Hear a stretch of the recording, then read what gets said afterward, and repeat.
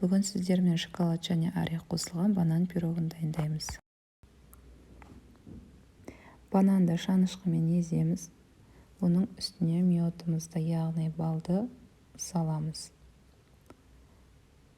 Келесі грек жаңғағы, яғни грек жаңғағын алдын ала жуып ұнтатып аламыз. Грек жаңғағын салып, шоколадтан жасалған массаны қосып, барлығын араластырамыз.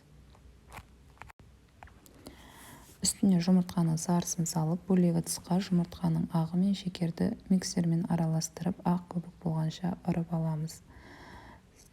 Массамыздың үстіне жұмыртқаның ағы мен шекерді араластырған массаны қосып, ұн мен разрыхительді бөлек ыдысқа араластырып, құрғақ қоспаны сұйық массаға араластырып, барлығынан біркелкі масса жасаймыз. Келесі бізде табамызды алып, астына пергамент қағазын жайып, үстіне дайын массамызды қосып, 180 градуста қызып тұрған пеште 25-30 минут пісіреміз.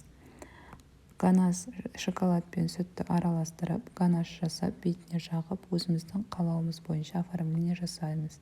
Менде грек жаңғағы және клубника. Ұнаса соңына дейін қарап, лайк басуды ұмытпаңыздар.